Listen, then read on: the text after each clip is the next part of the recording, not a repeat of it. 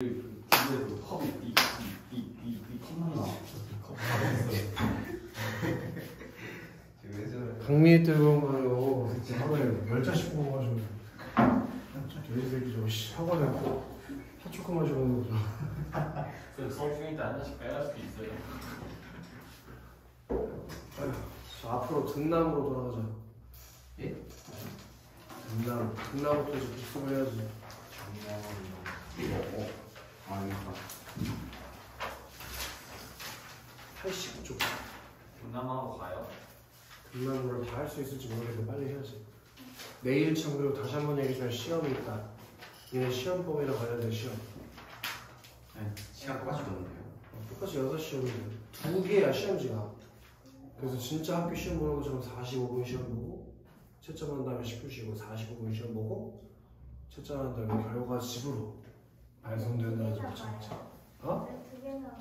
2개 봐야지. 그래서 이제 아 내가 이렇게 공부가 안 돼 있구나 하고 정신을 차리지. 그치 강민아? 자, 사회적 대화로서의 글읽기. 우리 학습 목표에 뭐라고 써있는 거 봐. 읽기를 통해 서로 영향을 주고받으면서 소통하는 사회적 상호작용이다. 어디에요? 80쪽이요, 80쪽. 앞쪽이잖아. 한 장을 넘어. 그래서 읽기가 서로 영향을 주고받으면서 소통하는, 거기 네모 쳐 있어야 돼요. 사회적 상호작용. 읽기는 사회적 상호작용이다. 그리고 읽기를 통해서 자신의 상황이나 상황에도 네모나 치고 사회 문화적 맥락에도 네모 치고 상황이나 사회적 맥락 등을 고려해서 생각을 형성하고 이를 다른 사람과 주고받을 수 있다. 이것에 대해서 이해하는 게 사회적 대화로서의 글읽기 학습 목표다. 81조 가서 등남운동장 이야기. 재미없는 데를 하는.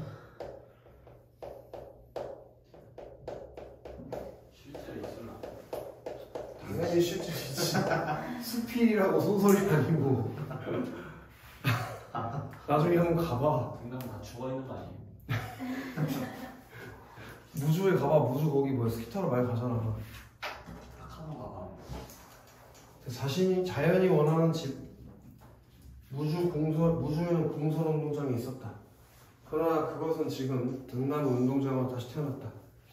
등남 운동장을 만든 일은 내가 무주에서 10여 년 동안 한 일 중 가장 인상 깊고 감동적이며 나를 많이 가르친 프로젝트이다. 거기다가 좀 밑줄을 쳐야지.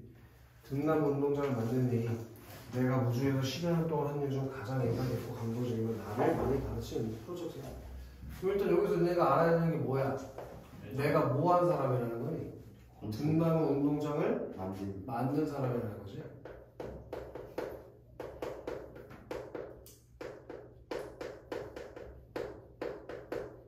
그렇게 내가 등남 운동장을 만든 사람인데 그게 10년 동안 한 것 중에서 제일 잘한 일이라고 했으니까 이 운동장에 뭘 가지고 있는 거예요? 자부심. 되게 하는 게 없나 보네. 그쵸. 이런 걸 가졌다는 것도 알 수 있고 또 이 사람의 직업도 추리해 볼 수 있잖아. 건축가라는 직업도 추리해 볼 수 있겠지. 이해되냐? 한마디로 말해 모더니즘 건축이 놓인 자연과 인간의 교감과 감성을 내게 일깨워준 작업이다. 자, 일반적으로 건축은 공간을 만드는 일이라고 알려져 있지만 궁극적으로 시간을 다루는 일이라는 것도 다시 한번 생각하게 만든 중요한 정보라고 할 수 있다. 그러면 모더니즘 건축에서 우리가 놓쳤다고 하는 자연은 과연 무엇을 뜻하는가? 그 모더니즘 건축에다가 세모를 좀 달아달라고 했어요.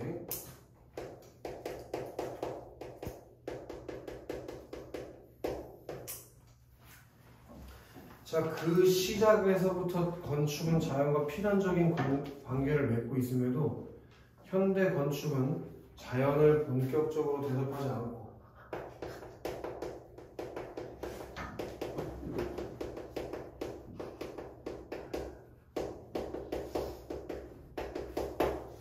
본격적으로 대접하지 않고 조경이라고 하는 부정의 측면에서 인공적으로 다루는 겁니다.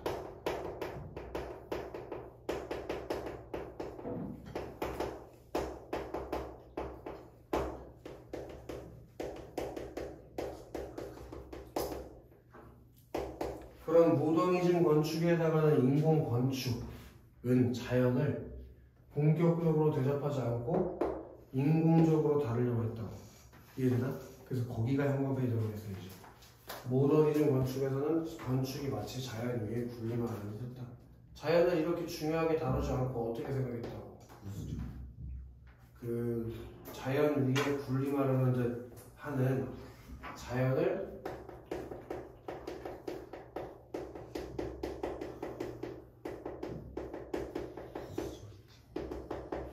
지배하려는 모습을 보였다고. 이해되나? 그 점에서 글쓴이는 이 현대 건축에 해당하는 모더니즘 건축을 어떻게 바라보고 있어? 부정적으로 바라보고 있다고. 그 근거가 뭐냐? 건축으로 자연을 지배하려는 모습을 봤을 때 현대 건축, 자연을 위에서 막 군림하려고 하는 그런 건축, 그걸 얘는 부정적으로 바라보고 있다. 알기 쉽지?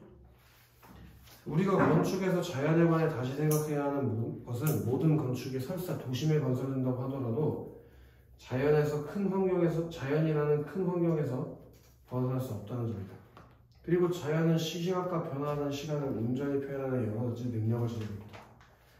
자연은 그 자체가 변화의 축적임을 지속이고 자라는 것이다.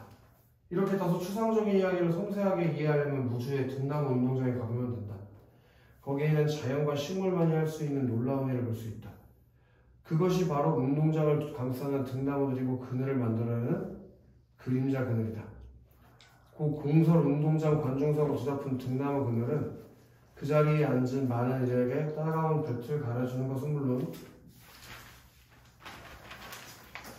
봄에는 보라색 등꽃을 피워 이 세상에서 어느 곳에서도 체험할 수 없는 빛과 그 향기를 현상한다. 등나무 그림자와 그늘, 파란 하늘과 초록빛 잔디가 어우러진 풍경은 우리에게 자연의 위대함을 차분히 알려준다. 여기서 건축은 그 건축에다가 또 그러시다. 이 건축은 등나무 운동장이랑 관련된 건축이고 글쓰니까 긍정적으로 바라보는 건축이겠지, 그치? 거기 형광펜이 들어가야 된다. 등나무의 푸른 풍경이 펼쳐지도록 돕는 역할.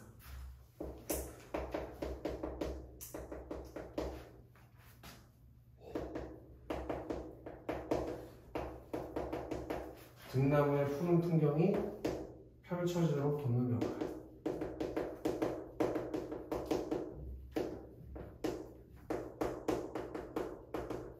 그럼 이 글쓴이는 어떤 게 바람직한 건축이라고 생각하는 거니?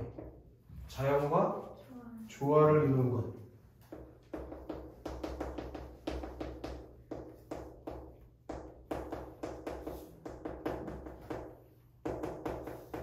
이렇게 글쓴이가 생각하는 훌륭한 건축이랑 현대 모더니즘 건축을 뭐 시켰나? 대조시킴으로써 글쓴이가 자연과 조화를 이루는 건축이 바람직한 건축이라는 가치관을 가지고 있다는 거. 그걸 지금 이해시켜주고 있는 거라고. 이해되나? 글쓴이가 생각하는 바람직한 건축이 어떤 모습이라? 자연과 조화를 이루는 게 바람직한 건축이다. 그리고 그걸 어디서 느꼈다고? 이 등나무 운동장을 만들었던 경험. 그 경험을 통해서 보여준 것이지. 이해돼? 한 장 앞으로 잠깐 돌아볼게.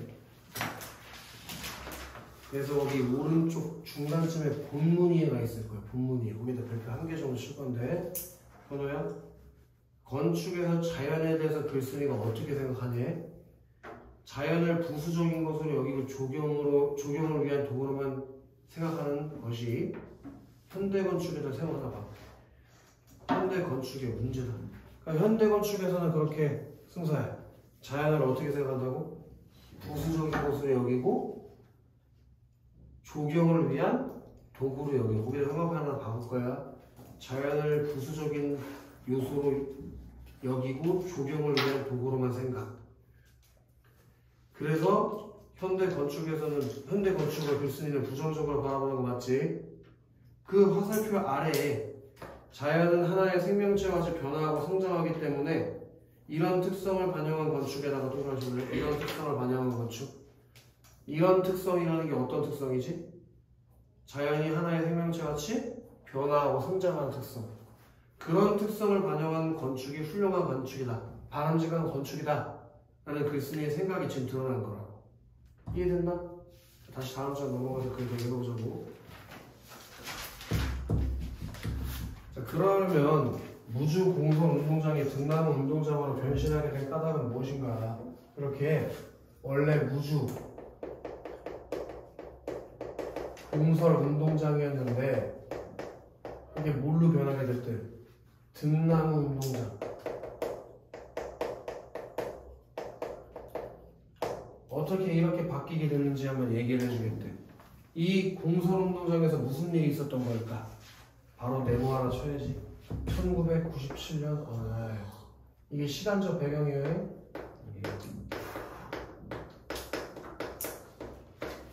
1997년 어느 날 나는 무주에 회의를 하러 갔다. 나에다가 동그라미 보여준다. 자, 회의가 끝나고 점심을 먹던 중 갑자기 무주군수도 동그라미 쳐야지. 무주군수 알지? 무주에서 제일 높은 놈? 걔가 식사를 마치고 우리 공설운동장에 갑시다 라고 제안했다. 무슨 일인지도 모르고 따라 나서는 나는 거기 무슨 일이 있는지요? 라고 물었으나 그는 그냥 가보면 안다는 식으로 가볍게 대답했다. 그의 말에 반신반의, 반은 믿고 반은 의심하면서 따라가는 운동장을 별다른 특색을 찾을 수 없이 평범했다. 지방의 소도시의 조그마한 공설 운동장이란 평소에는 한적하고 가끔 행사가 있을 때나 사람들이 모이는 곳이다. 다만 무주의 공설 운동장은 초록잔디를 정성스럽게 키워 넓게 펼쳐놓은 것과 주변의 자연 경관이 빼어나다는 점이 특별해 보였다. 그게 무주 공설 운동장의 특징이라니까. 우리 무주 공설 운동장에다 네모 하나 받고 얘네가 1997년 어느 날 어디를 간겨? 무주 공설 운동장에 같이 가본 거죠.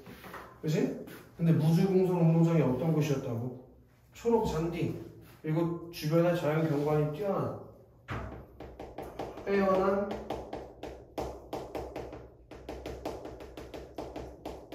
자연 경관을 보여주는 곳이었다니. 그런 곳에 둘러싸여 있었다니. 그게 무주 공설 운동장의 특징이라니까. 갑니다. 여기서 갑니다. 졸린 거 같기도 하고 파이팅 했었지? 그치? 그때 군수는 보여줄 게 있다 라면 그간의 고민을 털어놓았다. 그럼 이제 무주 군수가 나한테 뭐하게 친구들? 무주 군수가 나한테 뭐해? 제안. 일단 고민을 털어놓아야지. 그치? 무주 군수가 나한테 고민을 털어놓았다잖아. 그는 공설 운동장에서 흉가 빼쳐라. 국내 행사가 있을 때마다 주민들을 초대하는데 주민들은 거의 오지 않고 공무원들만 참여하는 것. 그렇게 행사가 있을 때마다 주민들은 안 오고 공무원들만 오는 것. 그게 무주군수가 가지고 있는 고민의 내용인 거지. 이해됐냐? 쉽지? 그게 늘 마음에 걸렸다고 했다. 그래서 주민들에게 공설 운동장에서 행사가 있을 때 왜 참석하지 않냐고 질문했는데 어떤 어르신께서 이렇게 대답했다고 합니다. 거기 가로를 나눠야지. 여보기 군수 우리가 미쳤나? 군수만 본부석에서 햇볕을 피해 안고 우리는 땡볕에 서 있으라고 하는 게 대체 무슨 경우가? 우리가 무슨 벌 받을 일이 있나? 우리는 안 가네. 거기까지. 자, 주민 중 누구? 주민 중 어떤 한 어르신이 했던 말을 뭐 했니? 인용했지. 인용.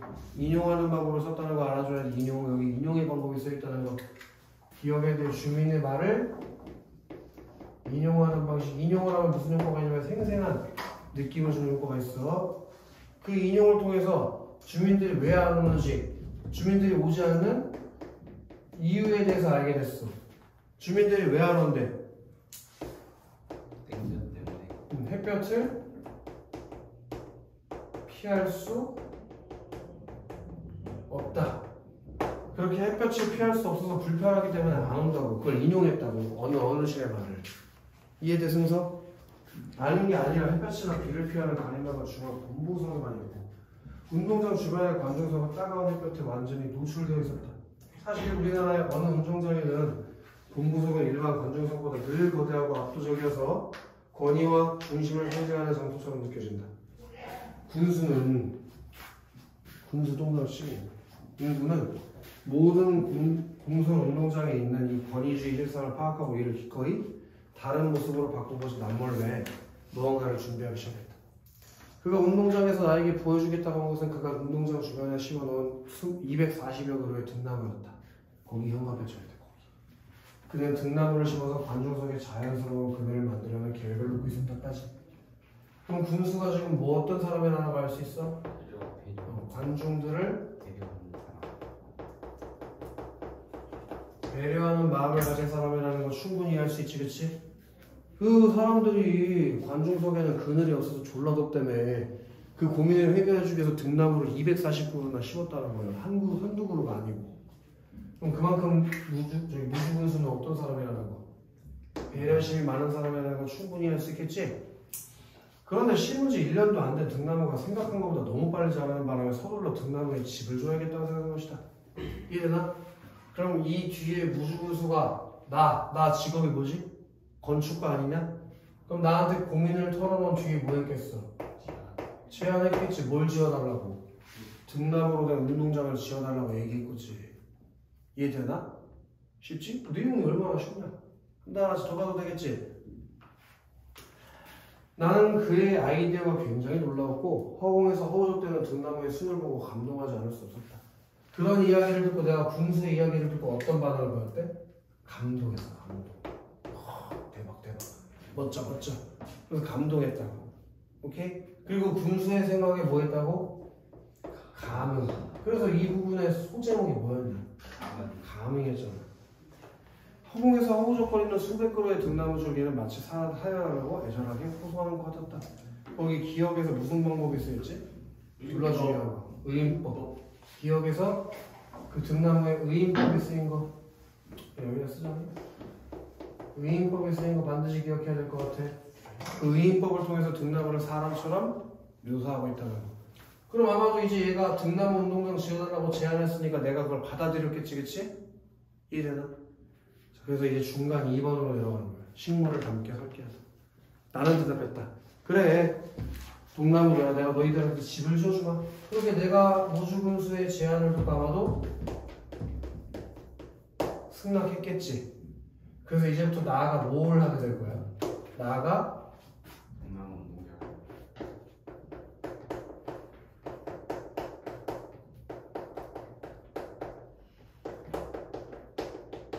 등나무 운동장을 건설하는 일을 하게 되겠지, 그치? 강민아? 내가 심심했나? 왜 등나무 운동장을 짓게 됐어? 그러니까 군수의 제안에 감흥했기 때문에 등나무 운동장을 짓게 됐겠지. 이해돼서 졸라 쉽지? 너무 쉽다, 너무 쉬워. 자, 그러면서 얘가 생각한 건 두 가지 생각을 때리죠. 얘가 이 등나무 운동장을 건설하면서 두 가지 생각을 했대. 하나는 뭐였어? 어떻게 하면 최대한 공사비를 줄일 수 있는가? 공사비를 줄이는 거. 그리고 두 번째 생각했어. 식물이 초대되는 집이 아니라 식물이 주인이 되는 집이 되게끔 배려할 수 있는가? 식물이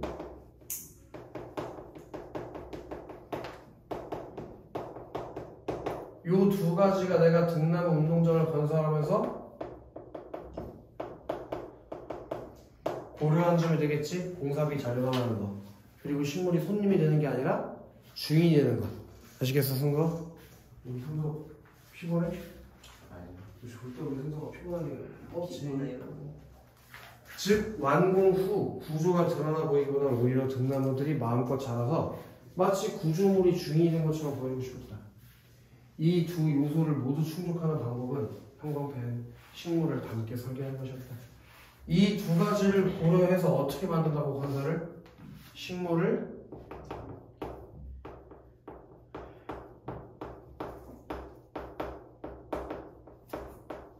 담게 만드는 게 내가 등나무 운동장을 건설하는 방식이었다고. 이해되는데 여기 중요한 거. 여기서 나가 어떤 가치관을 가지고 있다는 걸 알 수 있어. 거기도 연구하셔야 되는데. 인공적인 화려함보다 나는 인공적인 화려함보다 자연스러운 걸 훨씬 더 지향하는 가치관을 가진 사람이라는 거. 이런 생각을 통해서 알 수 있었던 거잖아. 이에 대해서는 아주 간단하지, 그치? 나는 서울에 돌아오자마자 바로 스케치하고 설계에 들어갔다.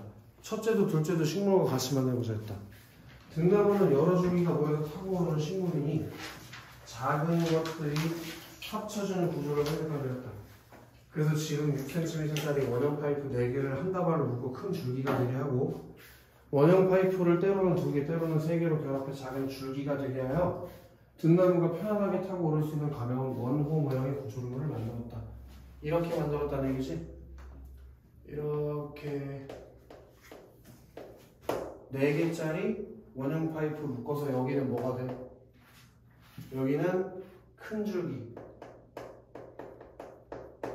그지?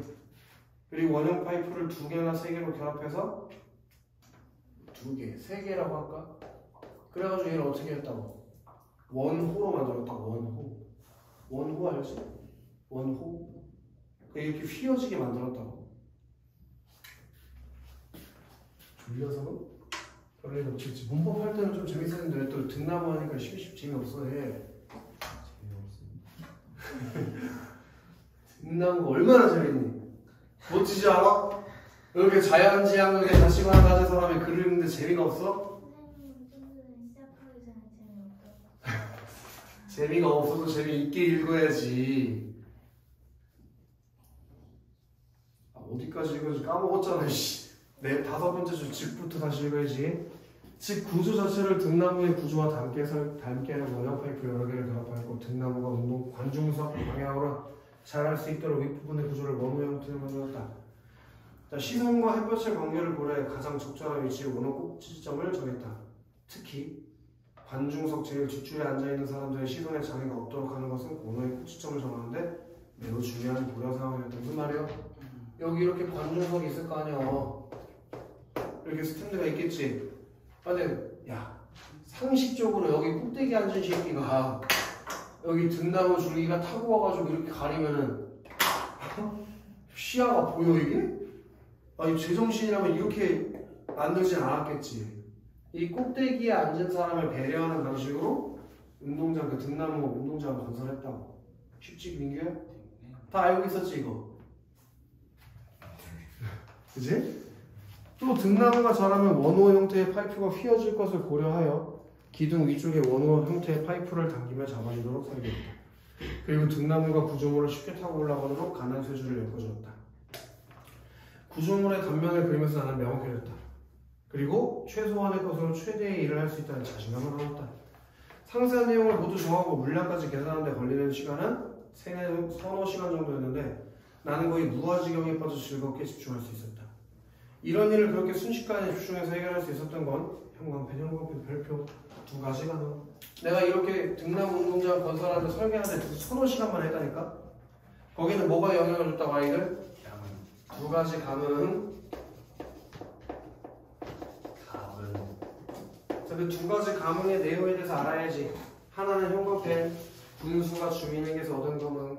첫 번째, 분수와 주민의 감흥. 그럼 이건 누구와 누구의 감흥인 거지? 인간과 인간 사이의 감흥. 맞아?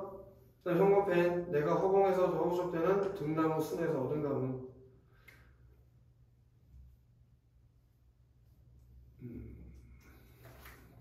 그럼 이건 누구와 누구의 감흥이냐? 그지?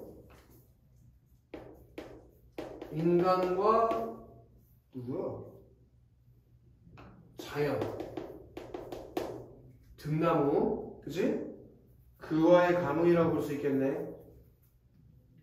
됐나? 아, 사람과 사람으로 해야겠다. 사람과 사람 사이의 감흥, 그리고 사람과 자연 사이의 2가지 감흥으로 인해서 뭐가 가능했다고? 등나무 운동장 설계를 순식간에 해놨다니까. 알겠어, 강민? 사람과 사람이 서로 감하고 사람과 식물이 서로 감한다는 것은 흔한 일이 아니다. 2가지가 합쳐져서 비로소 등나무 운동장이 태어난 것이다. 허공을 허우적대는 등나무가 관중석 쪽으로 손을 내밀고 있는 모습. 거기 무슨 법이 있다고? 의인법이 있는 걸 꼭 기억해야 돼. 의인법. 지금도 눈에 생생하다. 나무가 몸을 뻗어 세상을 향해 자라나는 것을 보는 일은 언제나 행복하다. 그 그늘 밑에 앉아 등꽃 향기를 맡으며 넓은 잔디밭이 펼쳐진 운동장을 보는 것은 근사한 일이다. 무주 등나무 운동장 관중석 제일 뒷줄에서 우리는 향기로운 등꽃 터널을 지나며 꿈같은 풍경을 즐길 수 있다. 일단 오늘 여기서 끊고 내일 와서 시험 보고 다음 주 토요일에 등나무랑 화생전 그리고 일요일날 화생전하고 초신성 마무리 지은 다음에 시험 보기 전날 그러니까 그게 일요일이겠네. 그리고 기출문제 풀고 시험 보면 돼. 그렇게까지 했는데도 시험 문제를 100점 못 맞는 거 있을 수가 없는 겁니다. 알겠어? 저기 규민이